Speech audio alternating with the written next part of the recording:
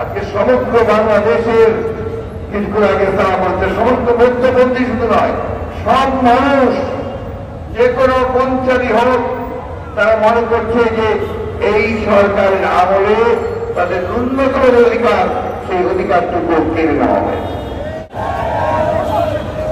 আজকে এই মহান রেডিও সম্পর্কে ইতিমধ্যে বক্তারা আপনাদেরকে তার তাৎপর্য সম্পর্কে বলেছেন। আমরা সবাই জানি যে 1886 সালে অনেকটা আসলে ন্যায় সঙ্গত দাবি ন্যূনতম 8 ঘন্টা যে কর্মসময় সেটা নির্ধারণের জন্য আমেরিকার শিকাগো শহরে সেদিন আন্দোলন করেছিল এবং বুকে কারাগার রক্ত ছেড়ে দিয়েছিল।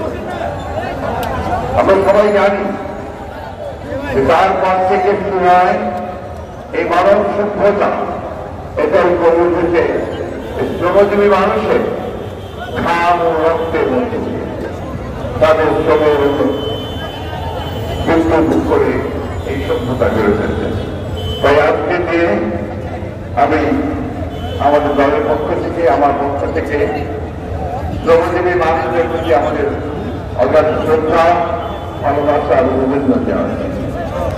প্রিয় ভাই ও বোনেরা, আমরা অনেক সময় এবার এই দিবস পালন করছি যখন সারা দেশ, বিশেষ করে বাংলাদেশের গণতন্ত্রকামী মানুষ তারা আজকে তাদের ন্যূনতম অধিকার থেকে বঞ্চিত হয়েছে।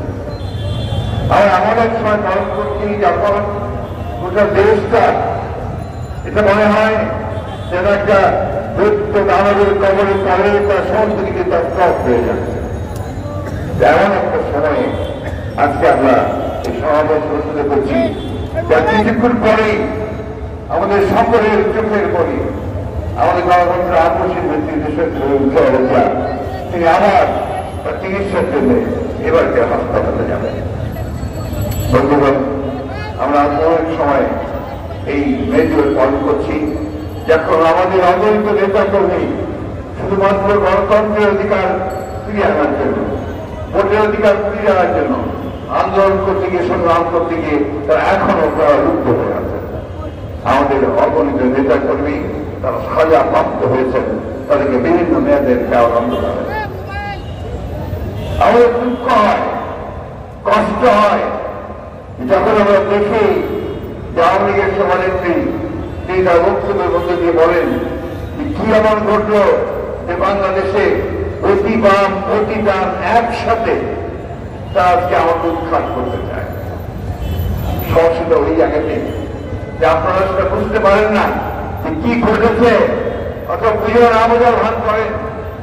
আজকে শুধু অতি বাম অতি ডান নয়, আজকে সমগ্র বাংলাদেশের কিছুক্ষণ আগে তারা বলছে সমস্ত মধ্যপন্থী শুধু নয়, সব মানুষ যে কোনো পঞ্চায়েত হোক তারা মনে করছে যে এই সরকারের আমলে তাদের ন্যূনতম অধিকার, সেই অধিকারটুকু কেড়ে নেওয়া হয়েছে।